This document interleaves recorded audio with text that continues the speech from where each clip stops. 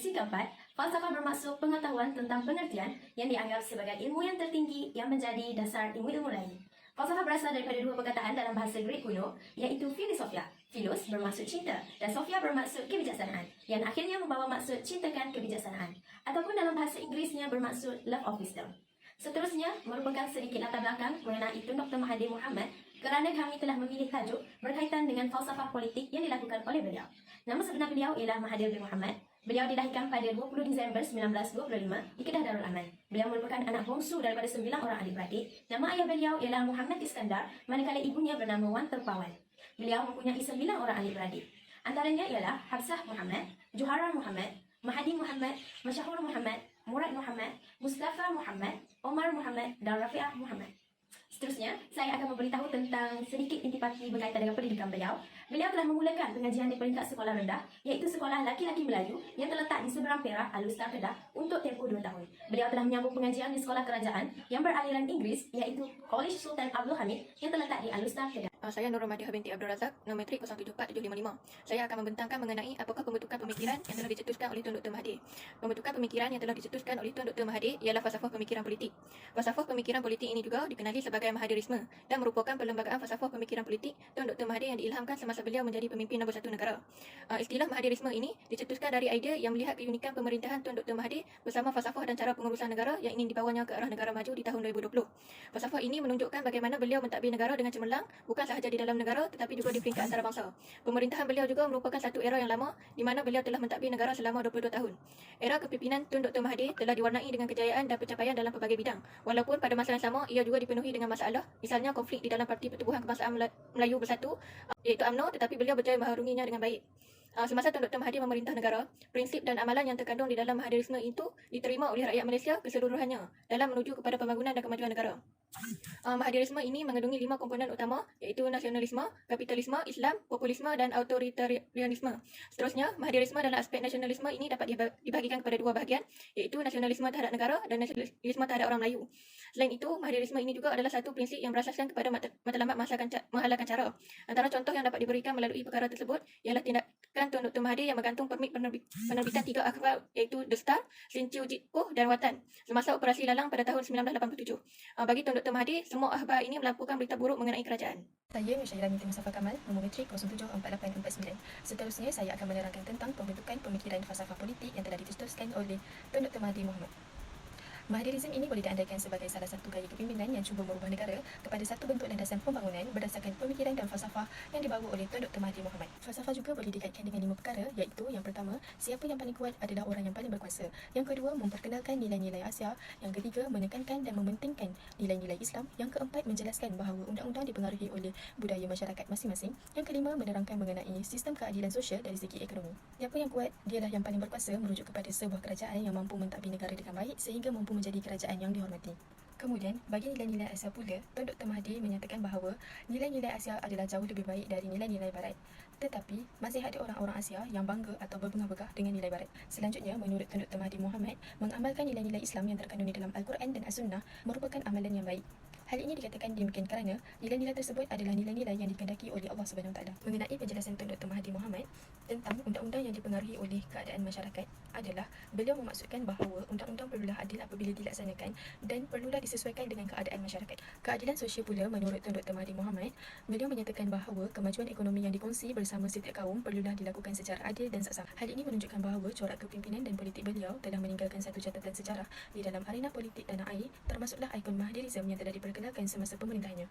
Oleh itu, pengunduran Tun Dr. Mahathir Mohamad daripada pemerintahan negara Malaysia telah menyebabkan negara kita kehilangan seorang ahli politik dan ahli ekonomi yang berwibawa. Nama saya Nur Syafiq binti Muhammad Zul, nombor matriks 074782. Jadi hari ini saya akan membentangkan tentang bagaimana dari hasilnya falsafah politik Tun Dr. Mahathir Mohamad.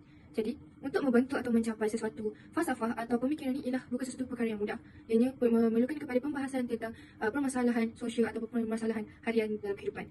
Tun Dr. Mahathir Mohamad ialah seorang yang berpandangan jauh dan selalu berfikir. Namun, jika seseorang itu hanya berpandangan jauh dan berfikir, mereka juga tidak mampu untuk membentuk falsafah ataupun membentuk sesuatu pemikiran. Oleh itu, ada beberapa faktor yang memakin kepada bagaimana terhasilnya falsafah politik Tun Dr. Mahathir. Antara faktornya ialah faktor keluarga, kedoktoran, penjajahan dan juga faktor CHE debt. Jadi, untuk faktor keluarga, Tun Dr. Mahathir dilahirkan dan dibesarkan dalam persekitaran keadaan yang sangat menerapkan disiplin dan juga ketegasan. dan juga pengetahuan ilmiah daripada keluarga Tun Dr. Mahathir itu. Tun Dr. Mahathir pernah menceritakan bahawa jika beliau dan abang-abangnya sedang berehat atau berbuat atau melakukan perkara lain, jika mereka terdengar batuk ayahnya, mereka akan berlari mencari buku dan memegang agar ayahnya masuk dan tidak memarahi mereka. Betapa tegasnya ayah Tun Dr. Mahathir Mohamad itu hingga membentuk kepribadian beliau yang sangat menekankan tentang disiplin dan ketegasan. Jadi daripada situ, Tun Dr. Mahathir membuat safar politik beliau dan mengutamakan disiplin dalam diri masyarakat. Seterusnya, ialah faktor kedoktoran. Seperti mana yang kita tahu, jika kita pergi berjumpa doktor, adalah beberapa peringkat prosedur yang perlu kita hadapi. Antaranya berjumpa doktor, jadi doktor akan mengetahui latar belakang kita, mengetahui ubat atau penyakit dan akhir sekali cara mengatasi masalah penyakit tersebut. Begitu juga dengan safar politik yang digunakan oleh Tun Dr. Mahathir Mohamad. Tun Dr. Mahathir Mohamad memandang politik ini sebagai sebuah penyakit yang perlu mencari masalah penyakit itu dan perlu diselesaikan dengan segera agar tidak merebak. Jadi Tun Dr. Mahathir Mohamad menerapkan itu dalam corak pemerintahan beliau. Yang ketiga ialah faktor penjajahan. Seperti mana yang kita tahu, negara kita Malaysia ini selalu dijajah pada masa dahulu. Contohnya daripada penjajahan Belanda, penjajahan Barat, Portugis dan banyak lagi. Daripada situ, Tun Dr. Mahathir Mohamad telah menggunakan penjajahan tersebut sebagai iktibar kepada politik di negara kita Malaysia. Dan juga pada masa itu, penjajahan Barat ini dipandang sangat hebat dan tinggi, namun mereka kalah dengan Jepun yang dikatakan kuasa kecil pada masa itu. Dan Tun Dr. Mahathir melihat bahawa Jepun ini sebuah negara yang sangat berdisiplin. Jadi beliau menguatkan lagi pemikiran beliau, iaitu disiplin mampu untuk membentuk sebuah negara yang lebih maju. Apatah lagi apabila Tun Dr. Mahathir sendiri merasai kehidupan ke dalam ketiga-tiga penjajahan tersebut. Dan akhir sekali ialah faktor penulisan, iaitu faktor daripada CHEDT. CHEDT ini ialah satu panggilan atau nama pena yang digunakan oleh Tun Dr. Mahathir Mohamad dalam menyebarkan idealisme beliau. Beliau menyebarkan idealisme dan pemikiran beliau menggunakan nama pena tersebut dan memberikan dan menulisnya di dalam akhbar-akhbar harian yang akhirnya menjadi popular dan juga menolong Singapura pada masa itu yang mengalami krisis kewangan. Daripada Singapura telah mengambil iktibar daripada penulisan dan idealisme Tun Dr. Mahathir Mohamad, jadikannya untuk membantu negara mereka pada masa itu. Saya Wan Suhaila binti Mukarun, BIDL 2207474 akan membincangkan impak falsafah politik Tun Mahathir kepada negara. Salah satu impak positif falsafah politik yang dibawa oleh Tun Dr. Mahathir ialah sistem pendidikan dalam negara lebih teratur. Pada zaman pemerintahan Tun Dr. Mahathir, telah timbul satu isu yang dikatakan pendidikan Malaysia dianggap ketinggalan pada ketika itu. Rentetan daripada isu itu, Tun Dr. Mahathir telah melakukan satu usaha bagi menangkis tanggapan tersebut. Salah satu inisiatif beliau adalah dengan mengutarakan masalah penuntut lepasan universiti tempatan untuk menguasai penggunaan bahasa Inggeris dalam kehidupan seharian. Hal ini dapat dibuktikan apabila para graduan hilang daya saing ketika ditemu duga dalam bahasa Inggris, walaupun memiliki kelebihan dalam bidang pendidikan bagi mengisi jawatan di syarikat multinasional yang melabur di Malaysia. Oleh itu, kaedah pengajaran dan pembelajaran sains dan matematik telah dilancarkan oleh Tun Dr. Mahathir dalam bahasa Inggris agar negara dapat memajukan bidang pendidikan selari dengan kemajuan pendidikan negara maju dan menjadi salah satu aspek penggerak ekonomi negara. Selain itu, beliau turut berpendapat agar sistem pendidikan negara dapat diubah selari dengan perubahan arus dunia yang semakin modern. Beliau berkata langkah tersebut adalah bagi memastikan setiap pelajar mampu dilengkapkan dengan ilmu baru yang lebih memenuhi pasaran pekerjaan. Beliau turut menyentuh tentang sistem pendidikan hendaklah menyediakan pelajar yang berkebolehan untuk masa depan. Hal ini kerana cabaran dalam masa depan pada ketika ini berbeza dengan dahulu, di mana ilmu berkenaan komunikasi dan bidang elektronik lebih diperlukan untuk berhubung di seluruh dunia. Tambahnya, kualiti pendidikan negara juga boleh dipertingkatkan jika kerajaan menekankan penggunaan teknologi semasa secara menyeluruh. Selain pendidikan, Tun Dr. Mahathir juga telah merencanakan pembangunan dan ekonomi negara yang lebih maju. Contohnya, produk otomotif yang dimiliki sendiri oleh Malaysia yaitu perusahaan otomobil nasional sendirian Berhad, Proton, merupakan gagasan daripada Tun Dr. Mahathir untuk mencapai matlamat negara perindustrian. Syarikat Proton mulai ditemukan pada 9 Julai 1985 dengan modal sebanyak ringgit Malaysia 150 juta. Beliau bersifat optimis dalam menumbuhkan syarikat otomotif tempatan bagi merangsang perindustrian negara. Lantaran daripada itu, Proton berjaya menguasai pasaran dan menyumbang sekitar 63.2% jumlah jualan pada tahun 2000. Yang telah dilaksanakan oleh Tun Dr. Mahathir semasa pemerintahannya pula adalah mewujudkan ikon teragung di Malaysia yaitu Menara Berkembang Petronas KLCC dan lapangan terbang antarabangsa Kuala Lumpur KLIA yang menjadi mercu tanda negara dan turut menjadi satu tarikan kepada pendatang dari luar negara. Sewaktu Tun Dr. Mahathir mempersembahkan idenya, beliau telah ditentang hebat, namun dengan pendirian dan keyakinan yang ada pada diri, beliau tetap meneruskan ide pembinaan tersebut. KLCC kini telah menjadi tempat perniagaan bagi meningkatkan dasar ekonomi negara dan menjadi kepentingan sosial pada hari ini seperti aktiviti melakukan masa bersama untuk membeli belah. Sementara KLIA pula telah memudahkan penduduk negara untuk pergi ke suatu destinasi di seluruh dunia. Impak negatif juga dapat dilihat semasa era politik Tun Dr. Mahathir. Contohnya, krisis ekonomi yang berlaku dalam negara adalah disebabkan oleh krisis keuangan Asia yang bermula pada Julai 1997 di Thailand. Keadaan ini telah mempengaruhi mata wang, bursa saham, dan harga aset lainnya di beberapa negara Asia. Krisis keuangan Asia ini memberikan impak yang mendalam kepada ekonomi Malaysia. Contohnya, kerajaan terpaksa membelanjakan berbilion ringgit untuk menyelamatkan syarikat-syarikat yang diswastakan dahulu seperti UEM. Dan harta pula ditemukan bagi menguruskan hutang-hutang yang tidak berbayar.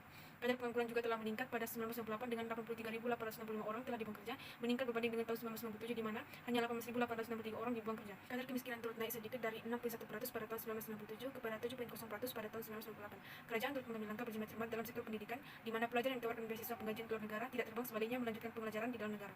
Institusi pendidikan tinggi swasta juga serta PTPT yang mulai diwujudkan bagi memastikan lepasan sekolah mampu meneruskan pengajian mereka di dalam negara. Saya Muhammad Fatullah binti Kibli, nombor metrik 074846.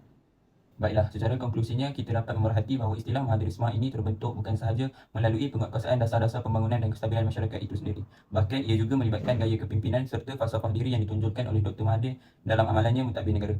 Sosialisasi yang diterima Dr. Mahathir sebelum menceburi bidang politik banyak membantunya dalam mengembangkan bakat dari segi menjadi pemimpin yang berkarisma hingga menjadi Perdana Menteri yang mempunyai wawasan, visi dan misi yang unggul. Kepribadian beliau yang unggul serta berwawasan tinggi ini dapat mencorakkan Malaysia ke arah yang lebih moden sehingga beliau digelar Bapa Pemodenan Malaysia. Seterusnya, corak pentadbiran negara oleh Dr. Mahathir yang mematuhi prinsip demokrasi berparlimen juga telah memberi impak kepada kestabilan politik negara, kesejahteraan ekonomi dan peningkatan taraf infrastruktur seperti teknologi Malaysia. Oleh demikian itulah, persaraan beliau selepas 22 tahun mentadbir negara amat dikenang oleh rakyat Malaysia. Sekian, terima kasih.